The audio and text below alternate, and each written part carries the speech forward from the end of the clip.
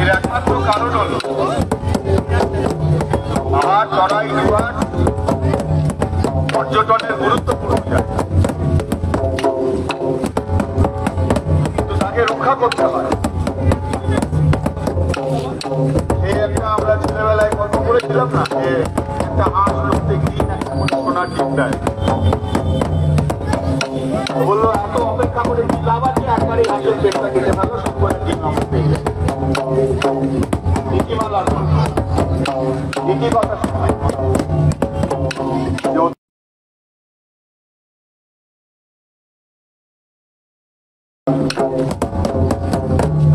পাহাড় জোয়ার তরাই এই অঞ্চলে পর্যটন শিল্পের নাম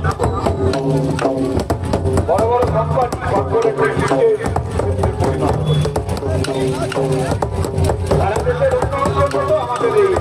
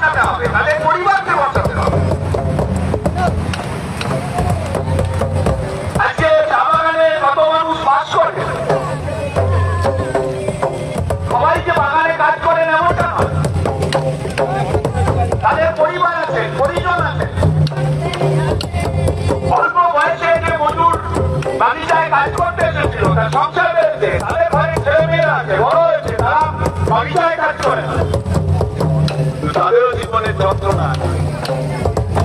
আমি যখন যুব আন্দোলনের একজন কর্মী হিসাবে কাজ করতাম, তখন এই জলপাইগুড়িতে এসে শিখেছিলাম, দার্জিলিং এ শিখেছিলাম যে বামফ্রন্ট যে বাংলা কর্মসংস্থান সঠিক কর্মসূচি চালু করেছিল, চা বাগানের যুবরা তার মধ্যে আওতাভুক্ত হয়নি, কারণ তাদের সেখানে জমির কাগজ। বাংলাকে বাঁচাতে হলে সেই বাচ্চার শ্রমিকদের জীবনের যন্ত্রণা, তাদের সমস্যাগুলোকে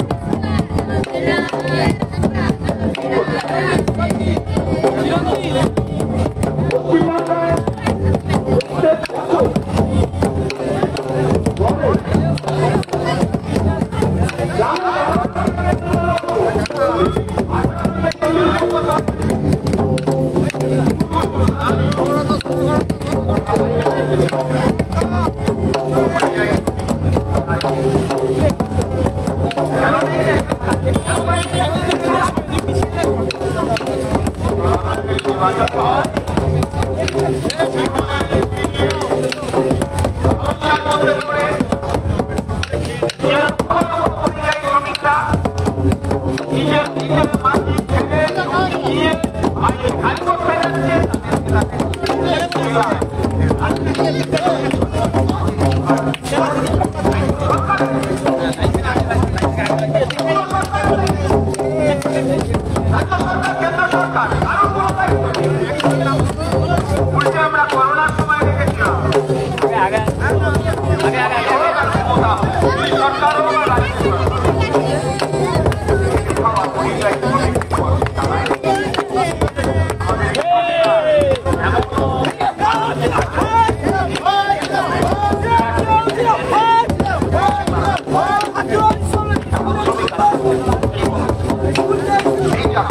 এই বাংলা বাঁচাও না।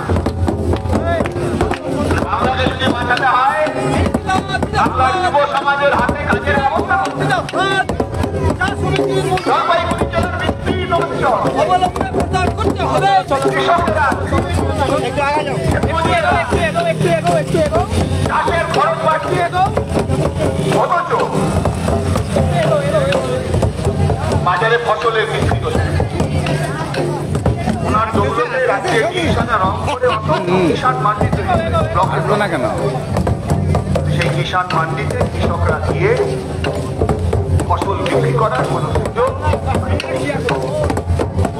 সারের দাম বাড়ছে, জলের দাম বাড়ছে, বিদ্যুতের দাম বাড়ছে, খরচ বাড়ছে। অথচ ন্যূনতম যে ফসলের দাম, ন্যূনতম যে ধানের দাম, সেই দাম দিচ্ছে না। সরকার একটা ঘোষণা করে, রেডিওতে সেটা প্রচার করা হয়, টিভিতে সেটা প্রচার করা হয়, খবরের কাগজে বিজ্ঞাপন দেওয়া। লোকাল তৃণমূলী মাতব্বরদের অনুমোদন বাদ দিয়ে কোন কৃষক, সাধারণ কৃষক ফসল বিক্রি করতে পারে না কিষাণ মান্ডিতে। বাংলাকে যদি